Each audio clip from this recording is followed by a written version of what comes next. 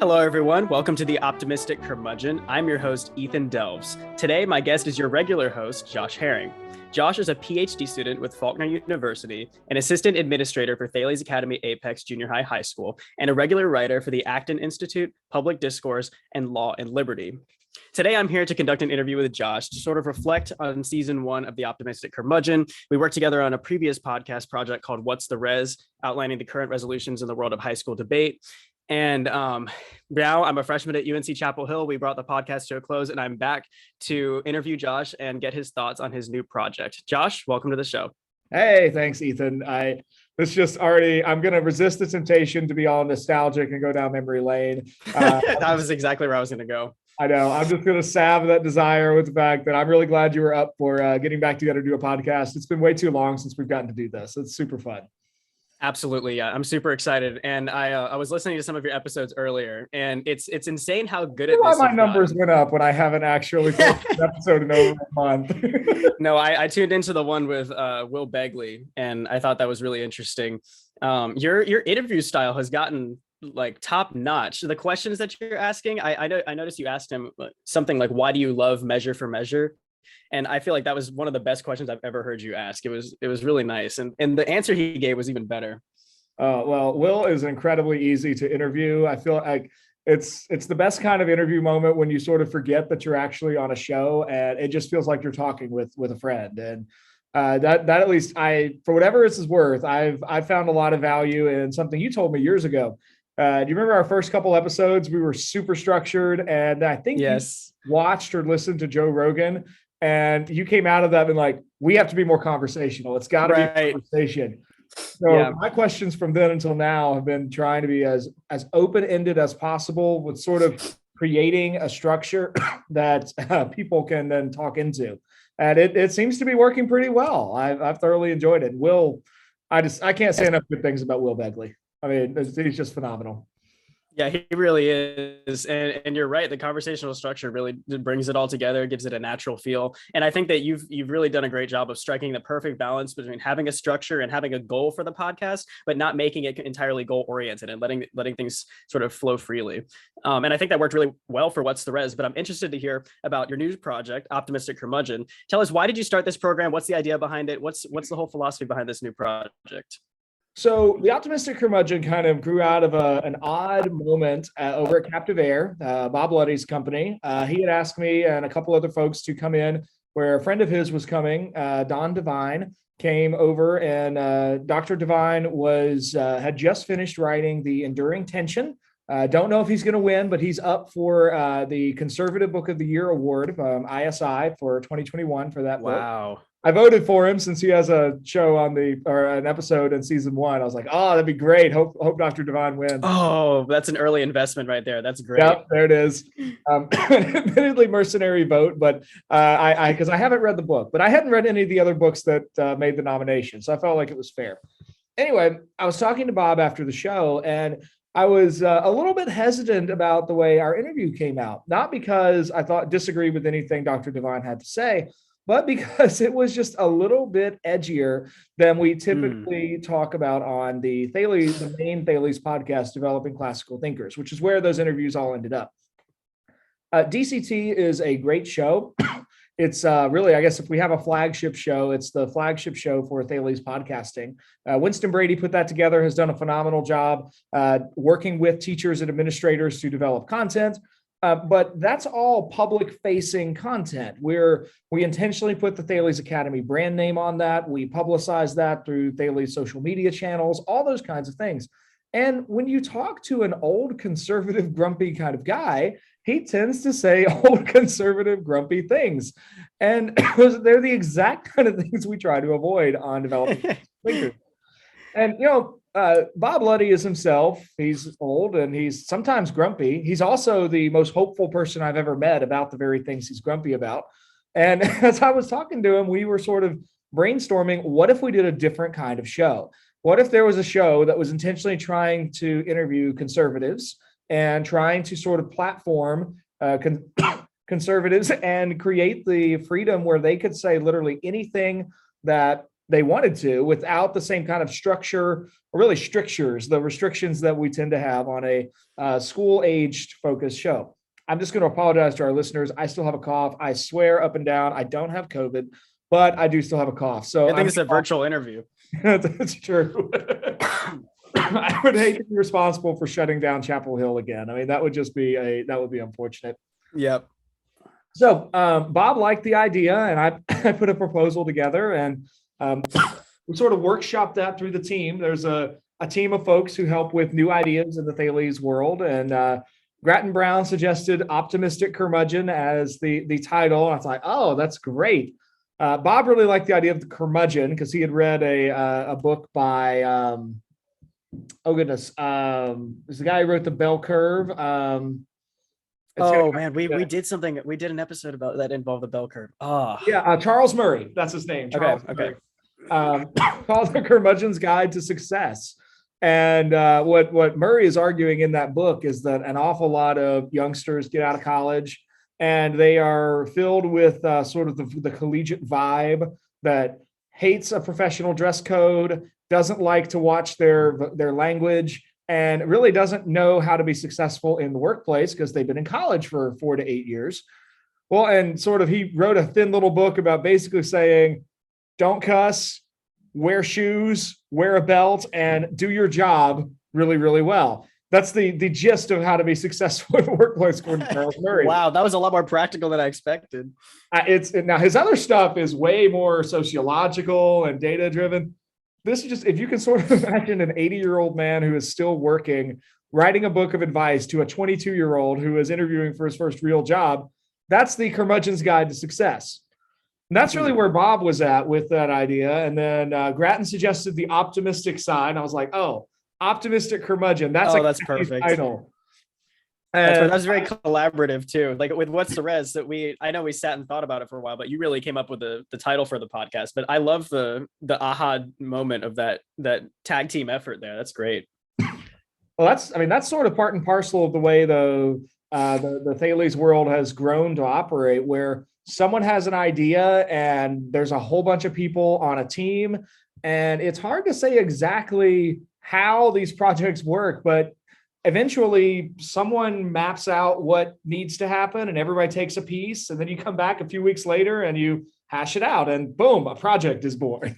It really seems like these podcasts and the way they start seem to have a very entrepreneurial nature to it. It seems like a need is identified, and then the podcast is that project that sort of fills that void. Because with What's the Res, again, that was a need for education and debate and really creating a bank of resources. But here you've done an effective job of what looks like securing podcast tenure, where you can really say whatever you need to, and that's not gonna, your interviews are no longer seen as a hindrance, but it's sort of a free-flowing conversation, but also free-flowing with thought. And I think that's really great, because it's not so good to feel held back after you've interviewed someone when you know they said what they really thought, because it's very difficult to get people to do that. And that's why a lot of sort of when you're recording podcasts, you tell people, hey, we can cut this out after, I'll have you review it. You give them that sort of that sense of security beforehand. But it seems like you've sort of established the parameters from the beginning in a way that's really encouraging your guests to be as open as possible. That's really the goal. I don't think anyone really tunes in to hear me at all. I think they tune in for the name recognition of the guest. And we've had some phenomenal guests on first season, and they have great comments about really interesting ideas. And that's really the show exists to help create a space where we can really get those ideas out in a way that other people can listen to them and hear them who might not ordinarily interact with the guest. And that's really good. Let's get into season one a little bit. Has there been sort of a common thread that's tied season one together? Or do you have any particular reflections on how the initial stages of this project have gone so far? Yeah, I think I guess I'll make two comments about that, and we'll see where you want to take it. On a podcasting logistics note, it has been really, really great to get away from our old format where we sort of trapped ourselves into a weekly episode format. Yeah. And tied ourselves to a monthly or bi-monthly resolution release pattern. That was an enormous pressure of just like, we got to get something out. We've got people who there's a 6-week window where people will be interested in this topic. I've gone much more towards evergreen topics, and but then also a pattern of recording people well before we even launched the season. I had 6 episodes in the bank before we started releasing episodes for season 1. I've currently got 8 episodes done for season 2. And that makes life so much easier because I can focus less on just getting something out and a bit more on really how do we actually put these in some semblance of interest and order. So we can actually think about what is the arrangement of the episode order. So on that note, a couple of the things, there's really been kind of, I guess, 4 themes that leap out to me. The first is like this common thread that an awful lot of problems tie back to the administrative state. I didn't really know what that phrase meant until I had Don Devine came on, and he explains the administrative state and he rails against the administrative state. He thinks it's absolutely awful. Bob Luddy talked about something similar. Bob Lubke hit that as well, as did Richard Vedder. All 4 of those guys talked about the problems of an awful lot of problems in the United States seem to track back to Congress really refusing to actually pass laws. And in the absence of congressional leadership, you have an executive branch that has established different agencies, and those agencies pass regulations. Coming up in season 2, we've got a guy named Nick Higgins who will address the question of, is a regulation actually a law? Which Nick Higgins is your high school teacher, right? That was him. He was he was fresh out of Patrick Henry College. Didn't really know all the stuff that you learn after a few years of teaching. Like, you're only supposed to give kids a little bit of reading at a time because they're supposedly overburdened. He didn't know any of that. So he like forced us to read 40 to 50 pages a night for his history classes. And I loved it. It was hugely important for me. He's one of the reasons I ended up at Hillsdale College. We've kept in touch over the years. He's now a political science. He's the head of North Greenville University's political science department. Wow. So good for him. The state was a big deal. Economics was another kind of common thread. And then we've also got a lot of stuff on education and and really the choices that are available and the way that people could choose to do education differently. So those have been some of the common themes that really there have been very interesting responses from people about, and really, really interesting stuff. It's really interesting how the project this project sort of traces the trajectory of your professional life as well. Because now you've moved into a more administrative position with respect to your job, and it seems like those themes or those ideas make their way into your episodes as well, and not necessarily with the administrative state, but certainly with regards to education. And it's interesting how you're focusing in and honing in more on those themes when you've gained some degree of immersion in that environment. I think that's true. I definitely do have a whole new appreciation for the importance of leadership and the importance of the way that a person making a decision can have influence on, in my context, dozens of other people, but scale that up to congressional or executive branch, and you're talking about hundreds of thousands or millions of other people who are really affected by a decision made by a person. And it gives me a much greater appreciation for just how important it is that person making a decision be really close to the actors who have to then implement that decision. If I make a decision about the way we are going to handle midterms, for example, it matters a lot that teachers be able to see that and say, hey, you missed this. We have this teacher scheduled in 3 rooms at the same time. And I'm like, right. Oh, once we identify the problem, we can fix the problem. But if I'm 2,000 miles away or so far removed from the people who have to carry out that decision, that feedback is missing, it means a solution isn't possible anymore. So that's definitely been something that's I've been in my thinking a lot lately, and I'm sure it comes out in a lot of these different episodes. It appears that both you and your guests are really intent on the project of identifying the problem. And it seems like, I know you discussed Richard Vedder coming up with Nick Higgins and sort of speaking with Bob Luddy on the side as well. Everyone seems to have their own way of defining the problem, and maybe those definitions of the problem sort of float around each other and they attack it from different angles, but it's not necessarily different. Is there any particular guest, maybe your favorite guest, that has an interesting antidote to the problem, or an interesting angle on attacking this problem of the administrative state, or something similar? I think the person who has done that most effectively in season 1 is Bob Luddy. And then coming up in season 2 is Professor Mike Munger from Duke University. Both Luddy and Munger they think the answer is actually virtue. Because the problem, depending on whether you're in Bob's case, he's looking at it primarily in the business world and then the education space. And he sees a failure of leadership and a failure of responsibility. Both of those ultimately track back to questions of virtue. And really, we're right back to Aristotle and those questions of what is virtue and how on earth does the current generation pass that sense of virtue on to the next generation. When I was talking to Dr. Munger, I was absolutely fascinated to hear his analysis. He's a public choice economist, and he's primarily looking at society from a lens of what are the incentives that shape action and behavior. And he's really interested in looking at the fact that we have a whole generation that's unsure about the nature of virtue. And we have a huge need for virtue in economics, in politics, in business, in education, in life as entrepreneurs. And really, how do we help people realize that Aristotle was in fact right about the fact that virtue is necessary for a happy life? So I think those are two who I think have really, I kind of expected Bob to have sort of a business formula, if you will. I expected Dr. Munger to sort of provide a high level economic, maybe a supply and demand curve. Some kind of equation, maybe? Nope. For both of them, the answer really was it's virtue, and it's how do we get people to realize that personal responsibility matters enormously. And when we see personal responsibility taken up and owned, all of a sudden that starts to tighten up current weaknesses in the family, in the education space, in the polis as a whole, and even on the scale of the nation state.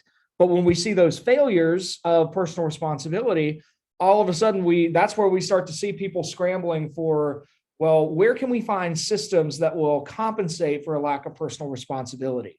And of course, all of those systems cost time, they cost effort, and they cost money.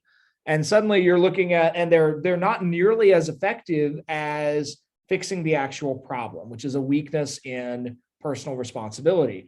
And so if we can shore that up, then suddenly we're looking at a much better society as a whole. And that's really interesting how I didn't want to sort of jump out and say this at first, that about Professor Munger and how I expected some very technical solution to this. But it seems like a lot of the guests on your show take a very sort of ground up approach by focusing in on virtue, which is something that you don't really see with people who are actually making these decisions and who act sort of like, I don't know, maybe architects of society would be a good way of putting it, sort of putting things together and, like you said, establishing a system to compensate for a deeper problem. And it's really great to see how the ideas and those opinions aren't removed. They're entirely removed from the problem at hand, whatever that problem may be, and however many different levels of complexity that you could speak to it. On that go ahead. Ground up level, I mean, I think that's part of the type of guest I'm looking for. Because I think Russell Kirk gave the best understanding of conservatism, or the best definition of conservatism. He defined it by way of 6 canons of conservatism that became the basis of his book, The Conservative Mind. One of those canons of conservatism has to do with really it's the idea of subsidiarity, or localism, local relationships being where you see the actual most effective change.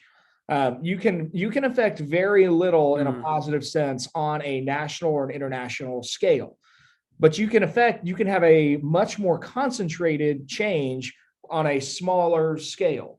As where in terms of political action, you actually see a lot more real political action happen at the level of the town council.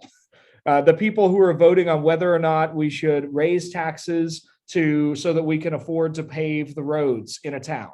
Like, that's the level of political change. But when you get to, for example, President Biden's massive infrastructure bill, you have much less effective change because you're now operating on such a huge scale. Now, at the same time, when you're operating on that scale, when you do have change, it is incredibly wide reaching. But the stakes are so much higher because it is so much more wide reaching. If President Biden's infrastructure bill is actually ultimately a bad thing for the nation as a whole, it's really hard to course correct once we've actually put that large of a change in place. So I think part of conservatism as a whole is looking at that much more local, that much more small-minded scale. And that's where you see individuals who are conservative-minded, even if they would balk at being called that, they really are looking for, it's unusual to have a true conservative have a policy solution. A true conservative is usually back to, well, who are the people really involved there? And how can we get the right people involved in whatever the issue is so that they make better decisions? It's more about the people than it is about passing a massive policy solution. That reminds me of what you said earlier about how the administrative state is removed from the actor in a sense. And the further away those two things get, the more sort of blanket, overarching the policy decisions or those ideas get. And the sort of blanket policy isn't going to work because it's so far removed from the actor that the effectiveness sort of suffers when you have that distance. And I think this is great because in one of my classes, we read Plato's Republic. We read the whole thing actually, and so where Plato sort of likens like the person to the city, and talked about sort of how we can look at the virtue of a city, the justice of a city, really, to sort of determine what that looks like on an individual level. But really what it takes, or what it looks like it takes, is for that justice or virtue to be achieved on the individual level so that it could show up better in society. So it's almost like the cyclical or reciprocal relationship where you can use it as an analogy to see what that might look like in the person, but it really starts with the person. And I think that we're seeing that sort of develop as a need and a sort of maybe even sickness in society. And we're kind of learning that the hard way, but it's definitely to be expected. So I want to shift gears a little bit and talk about the logistics of the podcast for a moment. What's logistically different about the Optimistic Curmudgeon as opposed to What's the Res? So part of that we probably already hit on a little bit in terms of recording. Recording framework is different, but also the kind of the finding guest is different too. For What's the Res, our guests were really driven by the nature of the resolution. In terms of the Optimistic Curmudgeon, I know I'm already looking for a certain kind of guest. I mean, this is where I think there are, and this is me. I might be wrong about this, what I'm about to say, but I think this is true. So I'm steering the show in that direction. I think there are currently a lot of places where people can go if they want to kind of give the progressive answer to political questions or economic questions or philosophical questions. I think the progressive voice in terms of what is the human person and what are we either capable of or not in terms of just how much about ourselves can we change. I think that voice currently has a lot of cultural momentum. It's not hard to find people explaining the progressive end of things, but I think the conservative end of those discussions it's more difficult than it used to be to find people who hold those views and can articulate them well. So I know I'm already looking for somebody on that conservative end. The show has a set of pillars that I'm always looking for a topic that kind of fits inside one of those pillars, whether that's economics or philosophy or politics or education or great books. Those are the 5 areas. And I think there might be a couple more. I was very broad when I pitched this, and I thought of like, what are the kinds of conversations I enjoy listening to and I enjoy having? And they tended to fall in those sort of categories. So I'm always looking for people who have those sorts of interest. And I'm also looking for a guest whose credentialing will lend credibility to what they have to say. Because there are plenty of people on the political right or inside various strands of conservatism who I would agree with a lot of what they have to say, but they tend to come off as crackpots. And that's just part of the right. I think it's also part of the left, but it's definitely on the political right. We have our crackpots. I'm just going to say many of them were gathered at the National Conservatism Conference in Florida a couple weeks ago. Several of them showed up on January 6th in DC a year ago for a riot, a protest, whatever you want to call it. I don't think it was a revolution or an insurrection, but it was definitely not a great moment for anyone on the political right. And thanks a lot for that, guys, because that actually got my trip to DC canceled. That was during college application season. I was supposed to go with Hillsdale to DC, and that just didn't happen. No, the Q shaman guy, I mean, they're just like, I don't want anything to do with the Q shaman or QAnon or any of that stuff. I don't want him to say he's on anything close to what I consider my side of politics. Like, anyway, I don't want this show to at all be connected with that side of the political right. So one of the ways that I use, one of the things I'm also on the lookout for are people who are qualified to then say something that might be controversial, but their qualifications make them believable.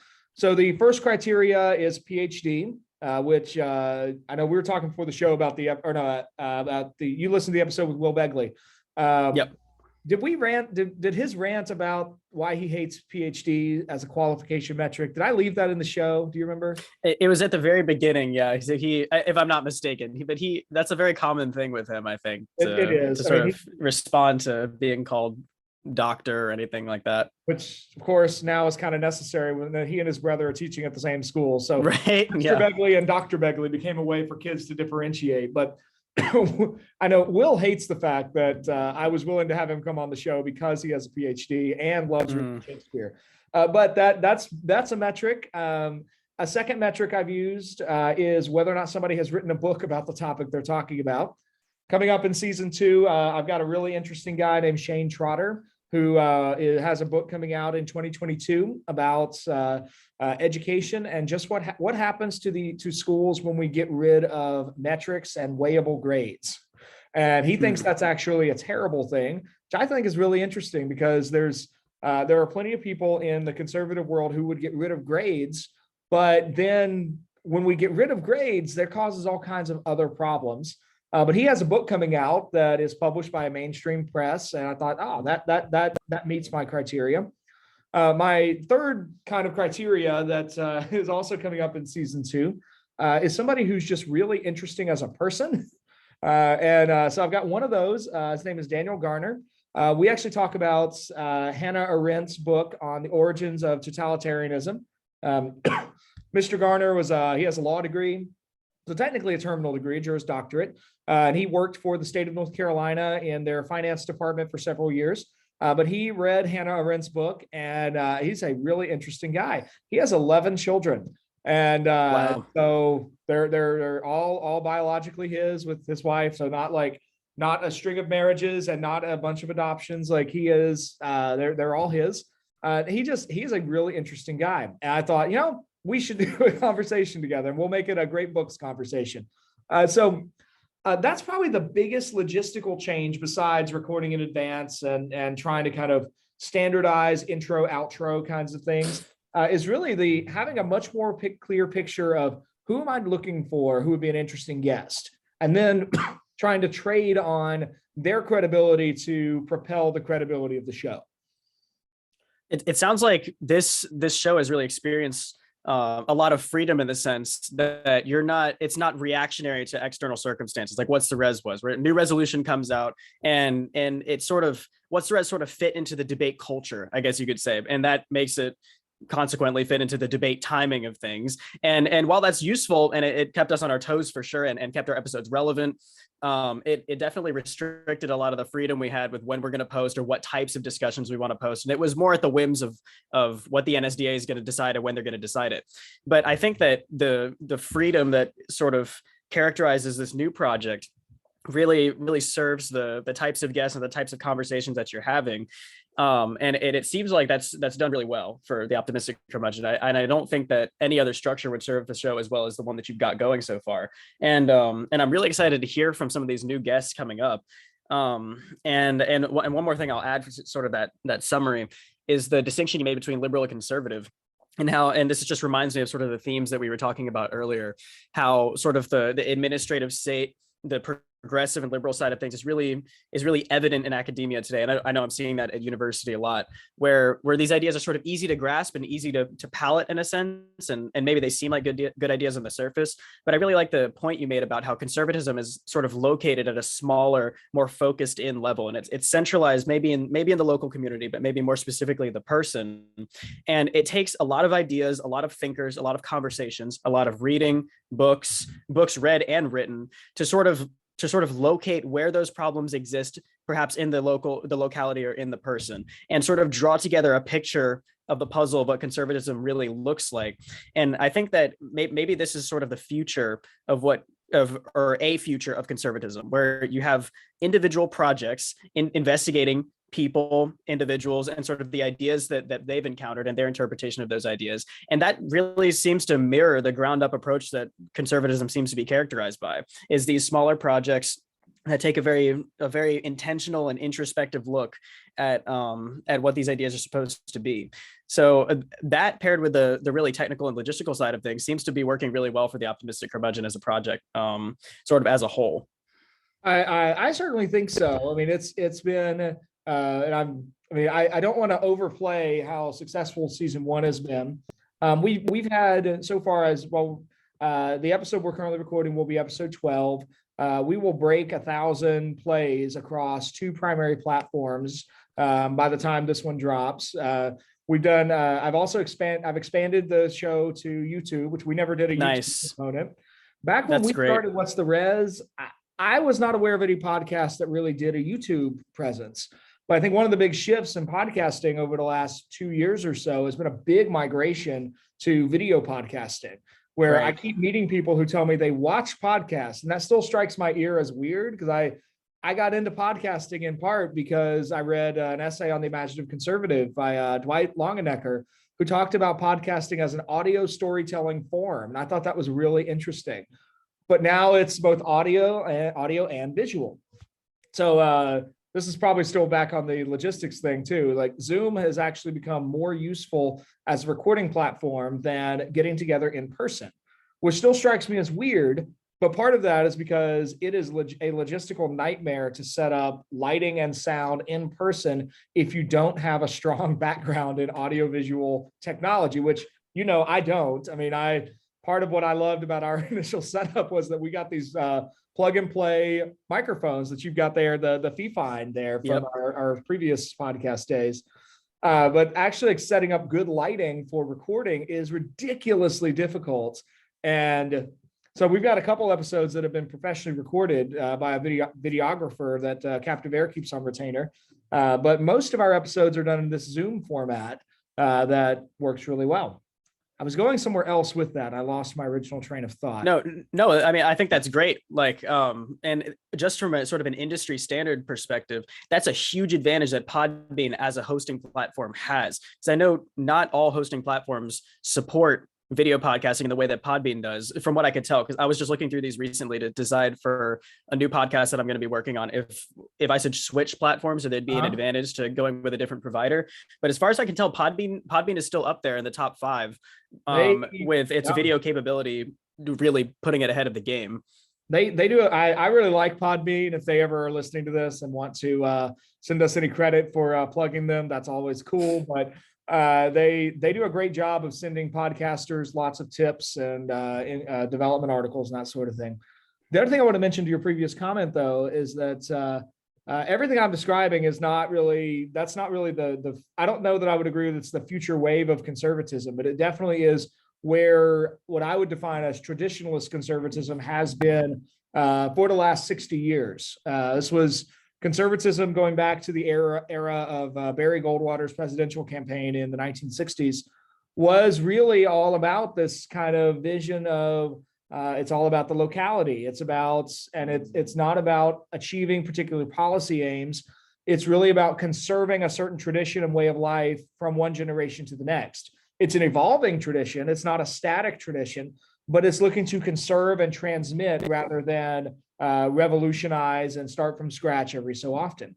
But that kind of conservatism is it's not as quick a sell as the let's burn everything to the ground and build something new. I think in more recent days, we've seen the attempts to sort of the defund the police mantra that swept the nation over the last 2 years, and just how compelling a vision that was.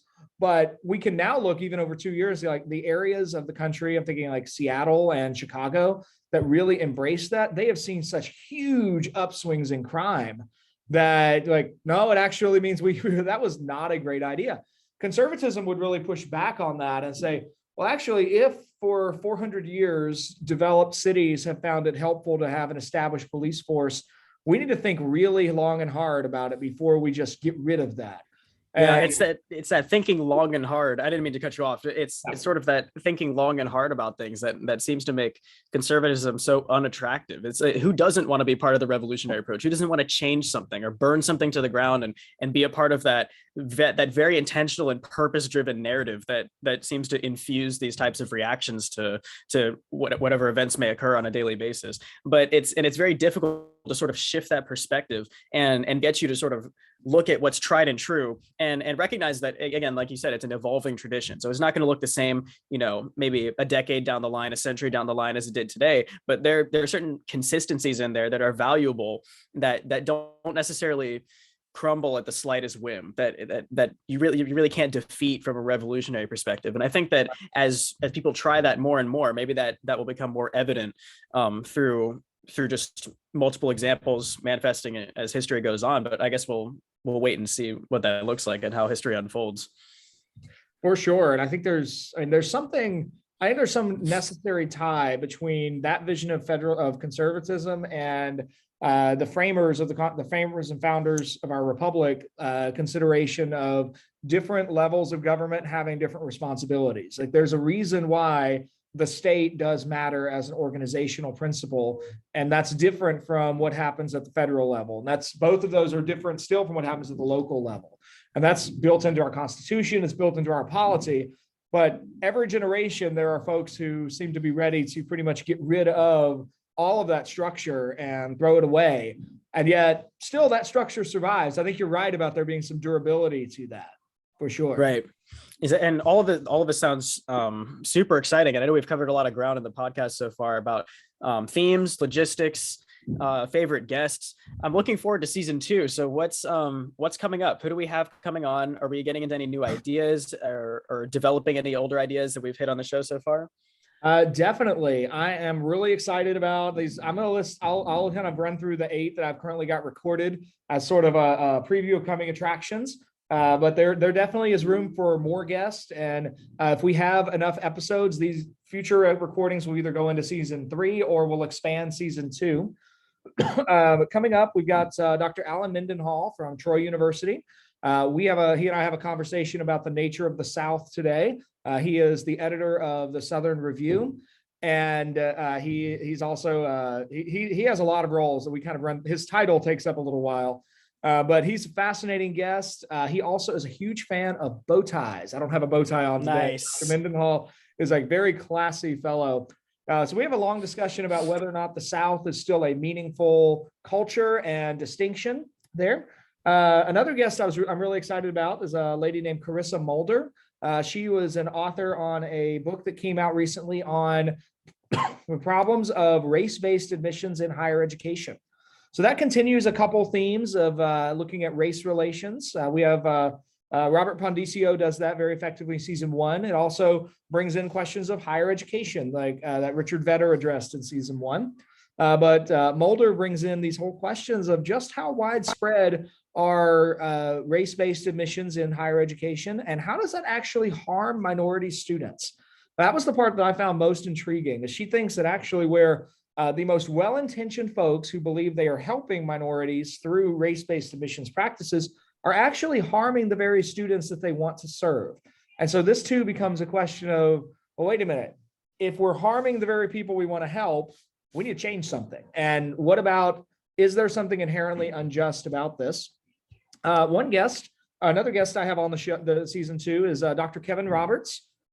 When we recorded, he was the president of the Texas Public Policy Foundation. They're the largest policy advocacy organization in the United States. Since then, he has taken a position as the president of the Heritage Foundation. Wow, that is awesome. Look at that. How many times have I cited Heritage for debate cases and things? Right. That is insane. I mean, they are, I think they're, I don't really know why I think this, but I think of them as the leading think tank for research on the political right in the United States today. He and I have a discussion about the debacle of the Biden administration's removal of troops from Afghanistan.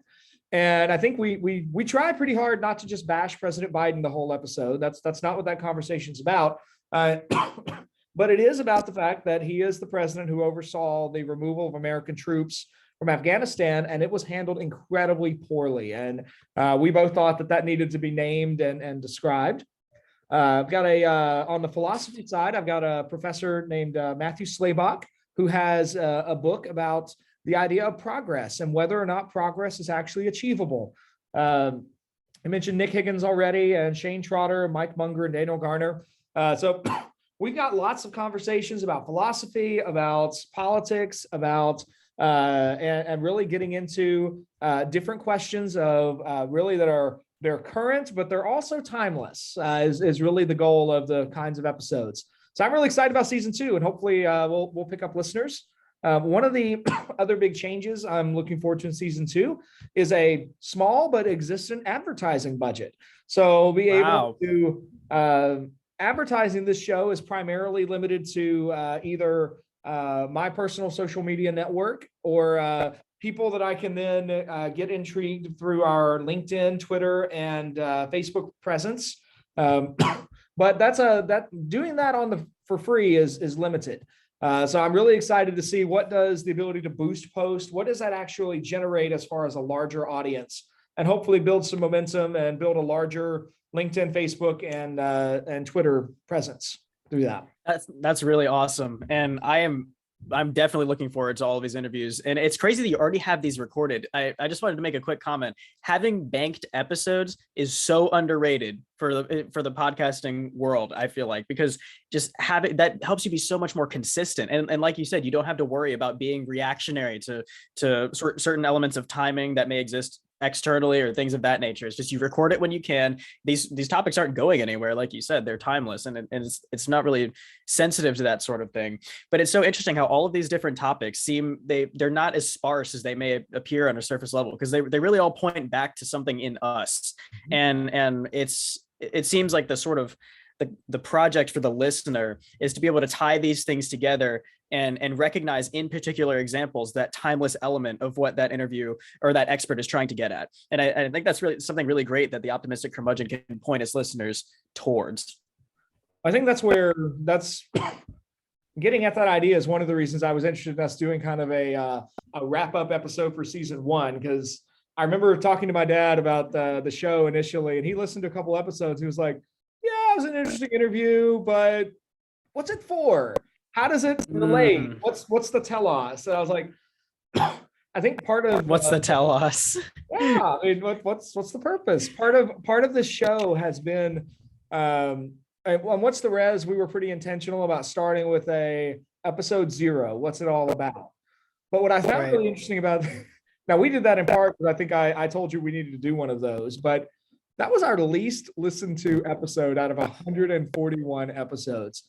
In all honesty, people do not care about the origins of the show episode, at least not at the beginning. What I thought was really interesting, looking at the data on what's the res, was that as we figured out our niche, we attracted a larger audience and our listens picked up. But they picked up going forward. They did not pick up going backwards. There were not very many people who went all the way back to episode 0 and listened to that one. But I still think it matters to sort of draw those threads together. So I figured at the end of season 1 might be the time to sort of do a reflective, what is all this really about? And I think you named it really well. I mean, that part of the goal of this is to, in my mind, is to sort of model through hosting and invite other people who share this vision through the guest. But we're really trying to model the life of the mind and a life of continual learning. And that means we're interested not just in a single topic that we always return to, but rather we're interested in the broader questions of what does it mean to live a good life? What does that mean for an individual? That's sort of our philosophy side. That might be our great book side, but also what does that mean for the community? And now we're in questions of philosophy, politics, and economics. How do we transmit all of that? Well, that brings us to questions of education, and that brings us to the fact that none of these are ever settled. They really are another part of our "What's the Res" tagline was the ongoing conversation, and that's really what, in my mind, all of these are. They're part of this ongoing conversation that you and I have both been brought into by different people along the years. And I want to keep talking with people who are also part of that conversation. And as we do that, we bring in that next generation and we help them know it matters that we think about these things and we come up with answers, and maybe that we grow in our answers and we change our answers over time. But we can't ignore the questions. The questions demand consideration. It's so great how the sort of mission statement of What's the Res was the ongoing conversations in the world of high school debate. But now with the Optimistic Curmudgeon, it's just the ongoing conversations in the world.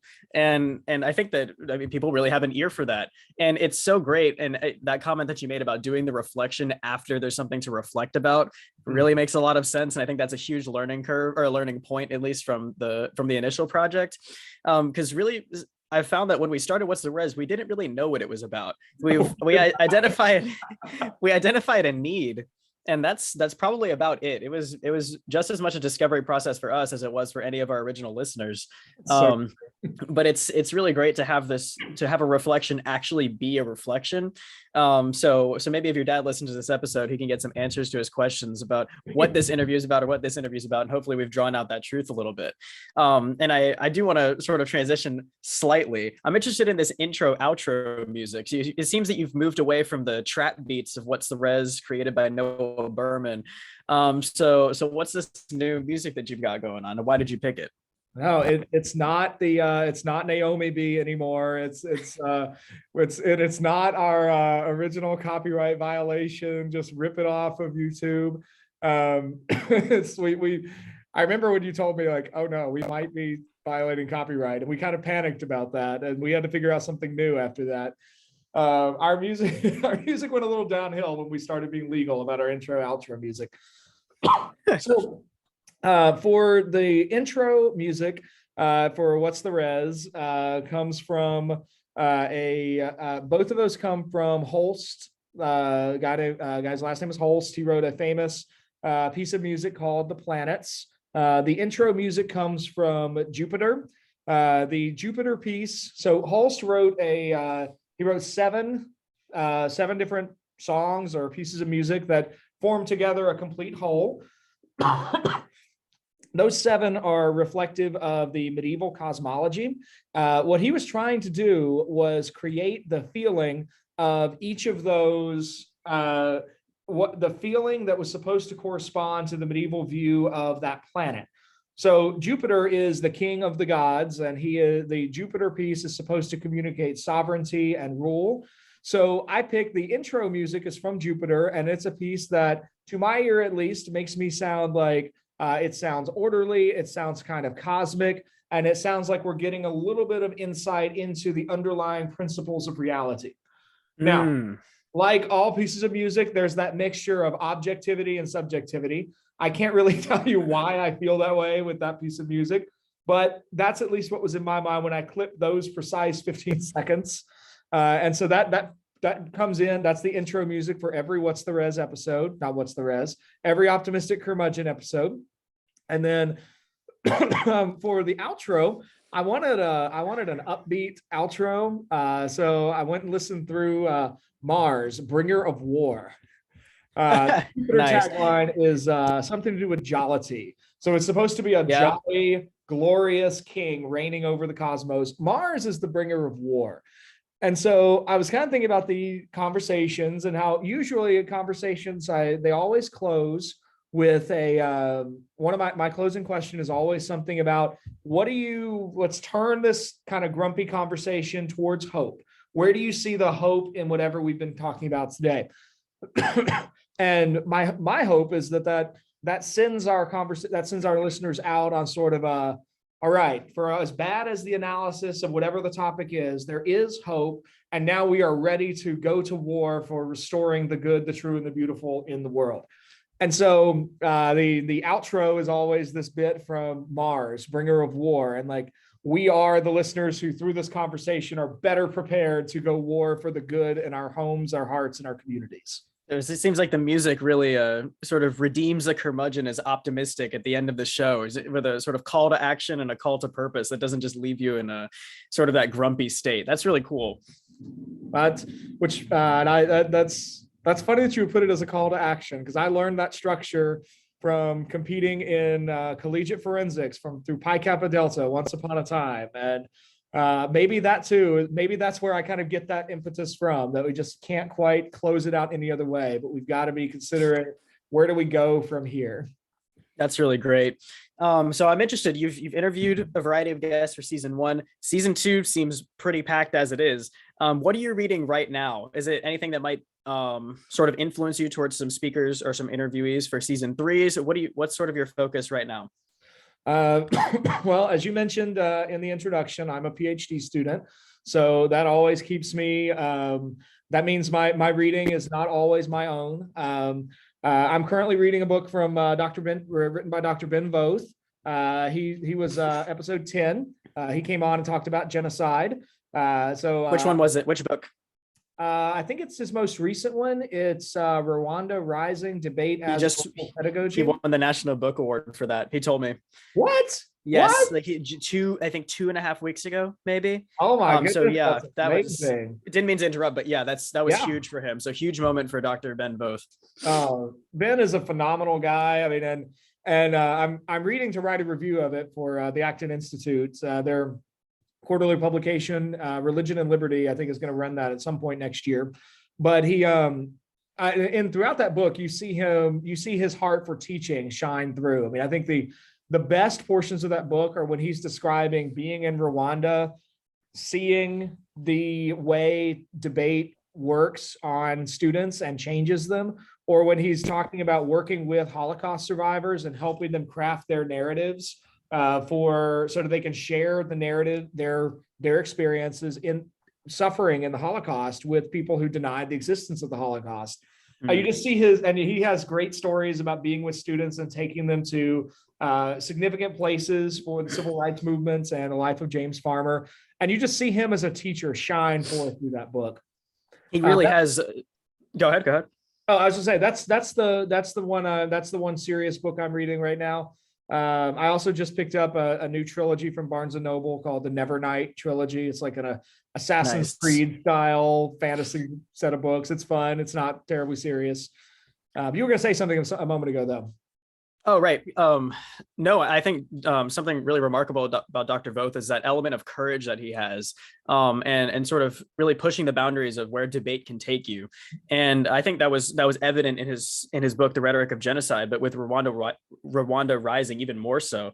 And I spoke with him a couple of days ago at one of the Coolidge tournaments about his experience with sort of political backlash and how he really has to leverage his tenure as a professor as a protection for those sorts of things. And he commented that when he was at, I believe, I don't want to get this wrong, I believe this was at the sort of committee for the National Book Award, because several awards are given out. It's not just for one book. And it was in a particular category that's escaping my memory right now. But he was saying that he was the only, he was one of a kind in that committee, I guess you could say, politically speaking. And I joked at dinner that he was the only one that didn't select other for something. And but he really existed in an environment, a very oppositional environment at university, but that hasn't stopped him. And I think, in fact, that may have infused his projects even further. So that's really great to see that's the book that you're working on. And I intend to work on that one in the future as well. So I hope, I'm interested to see that review for the Acton Institute come to fruition.